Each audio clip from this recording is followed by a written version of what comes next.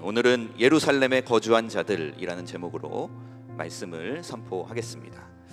3차 포로 귀환의 인솔자요 최고 책임자였던 느헤미야를 중심으로 예루살렘 성벽이 재건되었습니다. 그러나 성벽 공사는 생각했던 것만큼 쉽지가 않았습니다.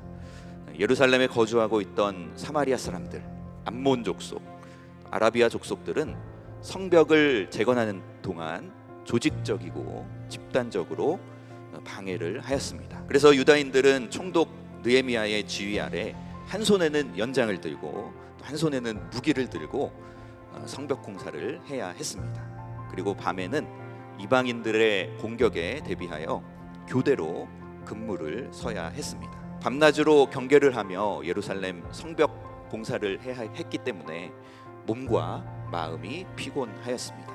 그러나 하나님의 은혜 가운데 느헤미야는 이런 시련을 극복하고 52일 만에 예루살렘 성벽을 완공하였습니다. 이 성벽은 완공되었지만 그 성벽을 지키고 또 방어해야만 했습니다. 그래서 예루살렘 성 안에 사는 것은 힘든 일이었습니다.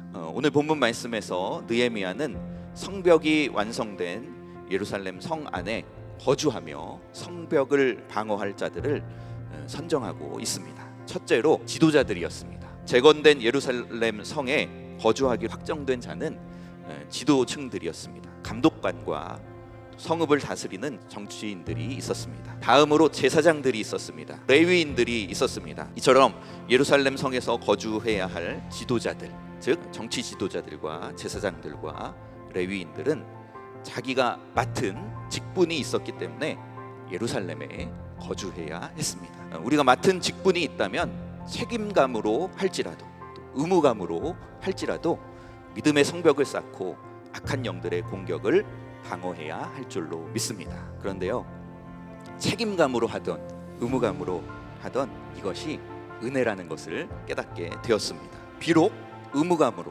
믿음의 성벽을 세우고 또 악한 영들의 공격을 막아내는 그런 사명을 감당해야 할 줄로 믿습니다. 둘째로 제비 뽑힌 백성들이었습니다. 느헤미야는 제비를 뽑아 예루살렘에 거주할 자들을 선택했습니다. 이스라엘에서는 고대로부터 하나님의 뜻을 묻는 방법으로 제비 뽑기를 하였습니다.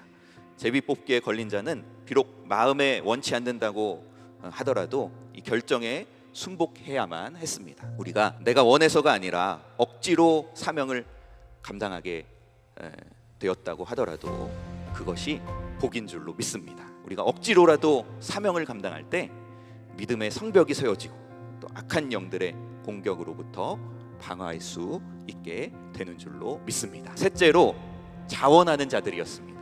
느헤미야는 예루살렘 성의 거주자로 자원하는 자들을 확정하였습니다. 이들은 자기의 성읍에 살 수도 있었지만 애쓰고 힘써 재건한 예루살렘 성벽을 지키겠다는 그 열심과 용기를 가지고 예루살렘 성 안에 거주하기를 자원했습니다. 나라를 사랑하고 민족을 사랑하며 하나님이 축복하신 예루살렘 도성을 사랑하는 마음으로 예루살렘 성벽을 파수하려고 했던 것입니다.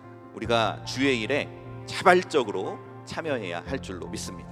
우리가 자원해서 주의 사명을 감당할 때 믿음의 성벽을 세우고 또 악한 영의 공격을 방어하게 되는 줄로 믿습니다. 우리가 주의 사명을 책임과 의무로 감당하게 되었든지 아니면 억지로 감당하게 되었든지 아니면 자원해서 자발적으로 감당하게 되었든지 사명의 자리에 서서 믿음의 성벽을 쌓고 악한 영의 공격을 방어하는 거룩한 성도가 되시기를 간절히 축원합니다.